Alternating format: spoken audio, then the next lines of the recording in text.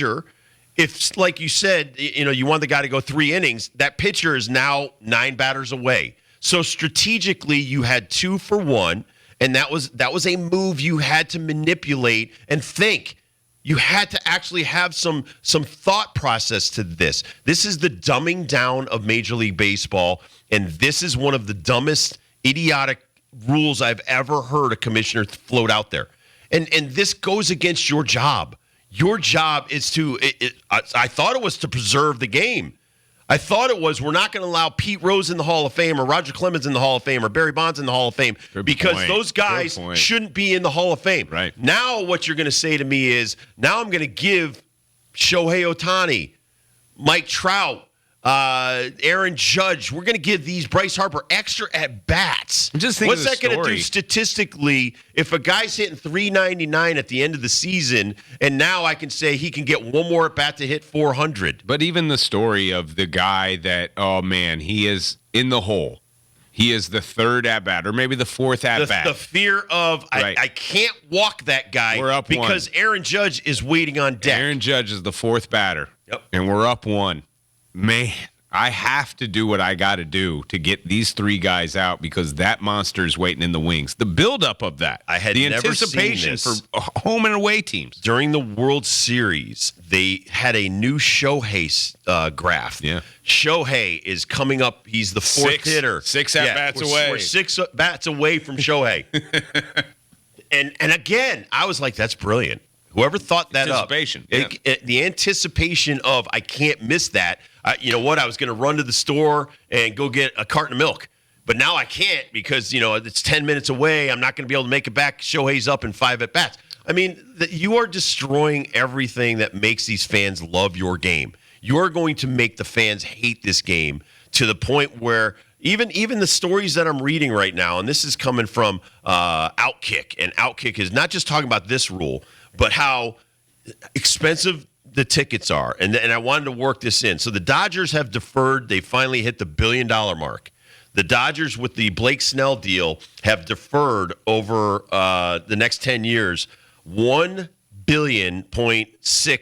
$1,000. Shohei's 680. Shohei is 680. Mookie Betts is 115. Freddie Freeman is 57. Will Smith is 50. Blake Snell, the newest Dodger, $65 million deferred. Tommy Edman, 25. Justin Turner, who no longer plays for the Dodgers, is still deferred $6 million. Wow. Teoscar Hernandez, who is now a free agent, $8.5 million. So you have deferred $1 billion, and now you have a commissioner that wants to just say, you know what, screw that.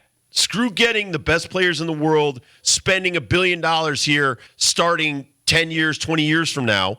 One of these goes till 2039. Yep. Some of us won't even be here then. So when you're talking about what you could do to the game, you could absolutely destroy everything that these owners are preparing, these general managers, these presidents of these teams that are looking to the future on how we are going to stay relevant and stay good.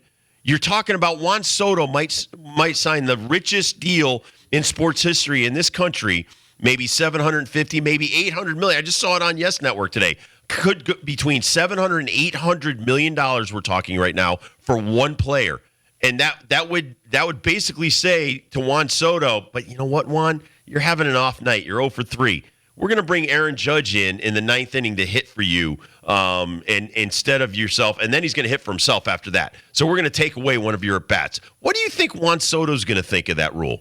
These guys are going to lose their mind. So honestly, I don't think it would ever be floated out there again because people are just going to rip this guy into submission. You need a new commissioner that has half of a working brain. So he was on the Varsity podcast, and you're right by describing it that way because it is like a float. It is like a softball, slow pitch. Right. Let's see who's going to hit it. He's just floating it out there to see the negative backlash of this. So where this is somewhat coming from, not just the thoughts, the ideas of where he has heard this from, but quote in the podcast, one of the best things about the success we had last year is that it makes people in the game more comfortable to talk about change. We need to change you. He has to be changed. They had success, and listen, I'm still upset about the bases. I don't know why we made the bases bigger. I don't hear the By the safety way, wanted to bring that up. concerns. So I went to the MLB when I was just down in New York last week. I went to the MLB store in not Times Square, it's off of Fifth Avenue, and the bases are gigantic compared to the old bases. They're twice as big. Yeah. And it's honestly, and my friend who is a Yankees fan, Sean, who's with me, he laughed. He was kind of shocked by it because they already had a World Series one was in there, an All-Star game was in there and stuff. So they already grabbed those and they put them in there so the fans can see. So once again, everything's about the fans. This is the way this guy's brain works. So he's thinking, you know what? It's just one more Savannah Banana thing that people have down the road they'll accept. They will not accept that. They will not accept that you are going to. Could you imagine? Let's just say in basketball. You know what? I'm going to have a golden free throw because Shaq sucks at free throws. I'm going to have Kobe Bryant come in and shoot his free throw at the end of a game. Right. How do you think that would have gone over in the NBA as far as the fan base? Right. They would have gone bananas. What's the Hack-a-Shack all about? I mean, strategically, this is what is ruining Major League Baseball right now. You've dumbed down Major League Baseball. You can't do shifts.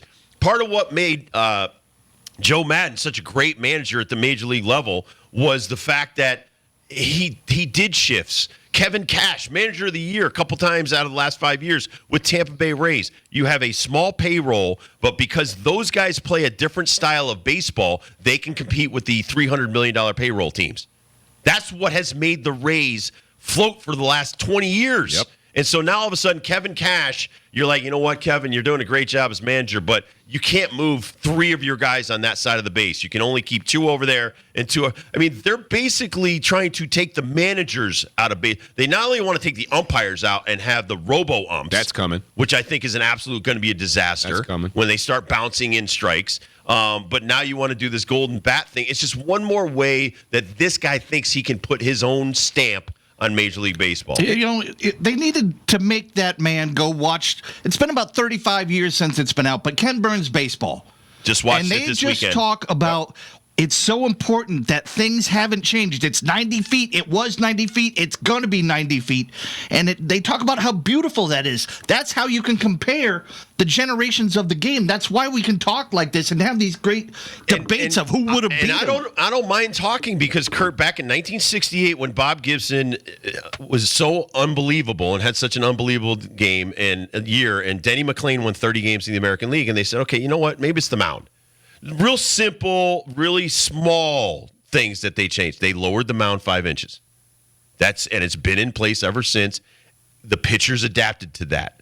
You know, it wasn't anything drastic like moving it back 2 feet. Right. You know, because the physicality of that and destroying arms, it needs to be applied to some of these things. But the people that were making those decisions played the game were probably major league players, maybe even major league umpires that were consulting in all of these kind of decisions. Absolutely. This is a businessman trying to make more money for the business in what he thinks is a gimmick because he is seeing it from the Savannah Bananas. That's right. Who are selling out his ballparks, and, you know, they're just seeing that. Period. We need some of that. At What the do end they of the do? day, what is this about? Golden bat. This Do is about Manfred's ego. This is about one man's ego, like you just said brilliantly.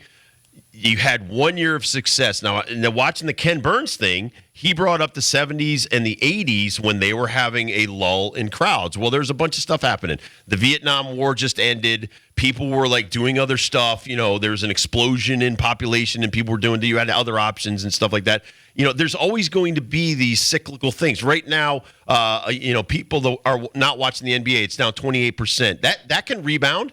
Things can happen. There can be like some guy all of a sudden he's got a streak of triple doubles or whatever. I mean, it doesn't matter. But every sport will have its downtime. Yeah. Every time you have a downturn in your sport, you can't panic and all of a sudden want to do stuff. The one thing I hate about the bases is not the size of the bases.